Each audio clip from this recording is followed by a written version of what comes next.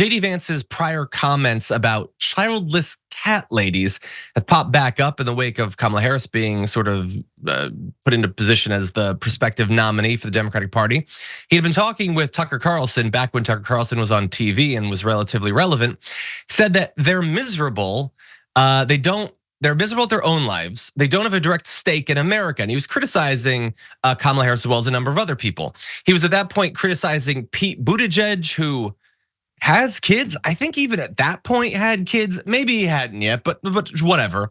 Pete Buttigieg, AOC, who's super young. Get off her ass, you creepy weirdo. Anyway, he had said the entire future of the Democrats is controlled by people without children. And how does it make any sense that we've turned our country over to people who don't really have a direct stake in it?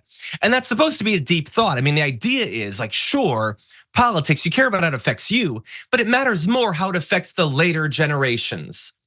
Yeah, does that seem to really be front of mind for most Republicans? The world we're gonna leave behind for their descendants? Yeah, they have kids, but other than making sure that they wanna bequeath them billions of dollars, they sure don't seem to care what sort of earth is waiting for those kids in future years.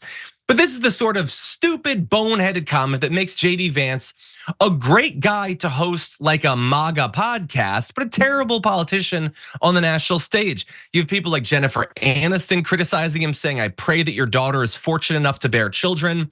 I don't know. I'm not really familiar with Jennifer Aniston. I don't know if she has kids. I don't know if that's like a personal thing about her. She doesn't have kids, but she's wanted them. She wanted kids. Okay, that makes sense. It never happened for her, and she had some fertility issues as well. That's what I would assume coming out of this, and that's probably only gonna describe millions and millions of Americans. But in JD Vance's defense, he didn't think at all before he said this stupid stuff. He just went with his gut reaction that women suck and they deserve to be mocked. So let's not be too harsh on him. But anyway, there's apparently another childless cat lady who might not take too well to this and whose fans are a little bit aggressive online.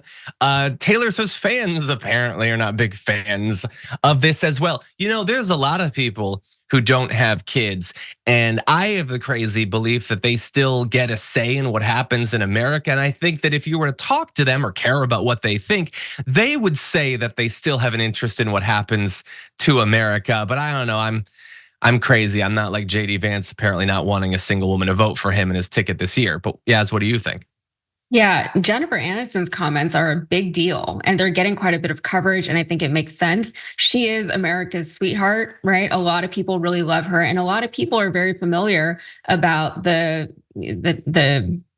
things that she's gone through, not just in her love life, but also in her, quest to have a child, which, as I mentioned, she doesn't have a child to this day. She had some fertility issues, and then, there was all that Brangelina stuff that happened. So people really empathize with her. And speaking of empathy, the Republicans really don't seem to understand the concept of empathy or compassion for others, because why would a childless woman want the world to be a better place for future generations after she's gone? Not just for her children, but for everyone else's children. And I don't know why that's such a hard thing for Republicans to understand, while, as you mentioned, they are burning down the planet, right?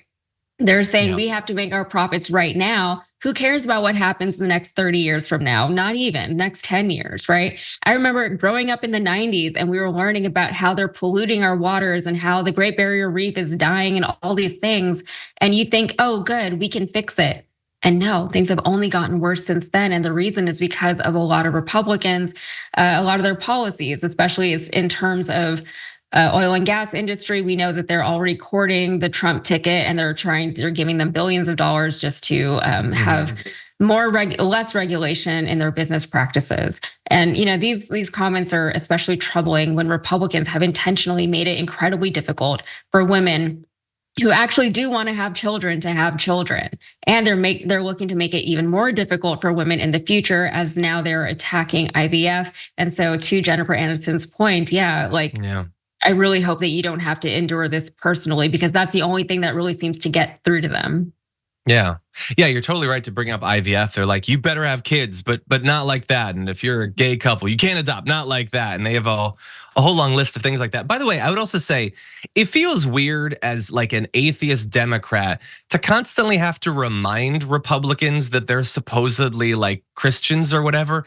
Like when he's like, well, why would anyone care about what happens except if they have a kid? Like, I don't know, don't you have a magic book that was written by God that like says we're supposed to be nice to everyone? You're supposed to believe that. You should try to remember from time to time.